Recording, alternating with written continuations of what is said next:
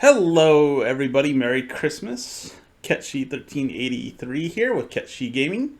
So I know it's Christmas, and no one's probably going to watch this. No one really watches any of them, but that's besides the point.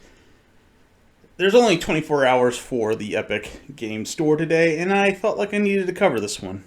I'm going to forego the bit I usually do for the last several days, that being sort of making a comparison to the days of Christmas with it.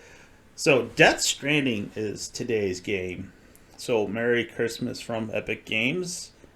It is definitely a AAA quality game, even though I'm not quite sure I would consider Kojima games to be the size of a AAA game, but it's definitely up there in quality. So, when I got the game this morning, it was the director's cut. And then when I checked in later, it's just the regular version. So if you got it early, congratulations, you got the director's cut. Otherwise, you get the regular version. I'm no stranger to this game. I had it on the PS4, or I should say, I still have it, and I platinum on it. With that being said, I still went through the beginning of the game. Not the whole entire thing, but a very good chunk of it just to refresh myself on the story. Now you're probably wondering why I'm showing possibly a semi-horror scene in a game on Christmas Day. That's mainly because this game has been called the Package Delivery Simulator. And to some degree, yes, that is true. But it also has other aspects to it. There is some combat involving humans and non-living things called BTs or beached things. And I don't want to get too heavy into acronyms and other things because I'd be here all day.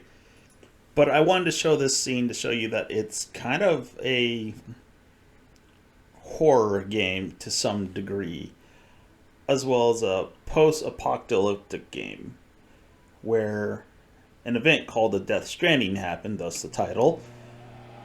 Now, I'm sorry, my heater just came on. We're going to have to live with that because it's freezing again.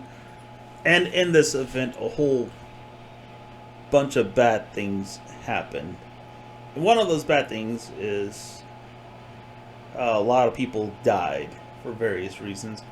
And a lot of it happens around what they call void outs. A void out is basically, I don't know if it's like an explosion or something, but basically a whole bunch of matter is destroyed when a BT devours a living person, which happens right at the beginning of this game. So for those who don't know this, Norman Reedus plays a part in this game to, I guess in some way, it's more like his appearance and voice is part of the game, along with Guillermo del Toro, and you'll see Mads Mikkelsen as well. So there was talent behind this game, particularly when it comes to some of their actors. So I'm just going to preface this that the front half of the game, or I should say not the front half, the starting of the game is definitely front-loaded with cutscenes, and you're going to have to sit through a bunch of those. And to be honest, you're probably going to be confused. Some of it gets explained later, so don't worry about that. If you get through it, it'll be explained. So on top of all the cutscenes, it's also a Kojima game, which is going to be loaded with a bunch of philosophy, which can be a little on the boring side when it comes to Kojima. So be prepared to sit through that. If you like that thing or you like Kojima's games, this is the game for you. If you're looking for something fast-paced, this is not the game for you. There are stealth elements, and sometimes it gets a little on the slow side. It picks up later-ish in a way, but it's not a shooter. Yes, there's shooting elements in the game, along with combat, but it's not going to be extensive or the main part of the game. So the main story, after you get through the whole entire introduction, involves you playing Sam Porter, who goes from what they call knots, or basically stations or outposts, to outposts, delivering goods and connecting it up to a network, with the whole theme of reconnecting everybody together, since everybody was scattered to the winds, although apparently not enough at the beginning of the game because the whole entire major city gets destroyed. And part of that connection is supplying each other with goods and services they didn't have access to due to being separated. And Sam, the character that you play, being a major part of that. And some of this is going to take a great deal of time to get through before you make some of these connections and finish the game. Now, there's some neat aspects to this game. So it's technically a single player game, but there's a semi-multiplayer aspect to the game, in that other players can build things like structures or add ladders or other things to the game, and will appear in someone else's game for them to use.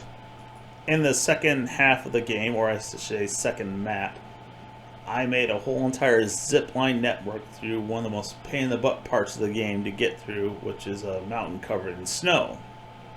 I don't know if more people used it, because after I was done platinum the game, I stopped playing altogether. After that point, there was just no real point to playing it. Maybe eventually in a couple of years I might have played it again. But I found that aspect of the game neat, that you can influence other people's games on a positive level, and there is potential to troll people by misleading them with objects and signs. But I didn't really come across that, and you can also remove those, so it's not that big of a deal. So as for appearance, the game is pretty good looking. For whatever reason, OBS actually liked it today, unlike Metro, which I'm still super confused as to why it didn't like Metro. Just some games OBS just does not like, and Metro was one of them. As for sound, it's actually a pretty quiet game, except for when they start playing music, which I'm not going to play any because I'm guessing it's probably copyrighted, and I don't even want to risk it, since music industry seems to have a stick up their butts in terms of copyrighting anything that even remotely has some of their music on it. Otherwise, you're going to hear a lot of Sam running around with packages and his boots crunching against the ground. So if you're looking for a slower paced game with roughly a lot less action, this is probably going to be right up your alley. If you're looking for something fast-paced, this will not be the game for you. So yet again, Merry Christmas or Happy Yuletide or whatever you celebrate. I'll see you in the next one. If you made it this far, thank you for watching.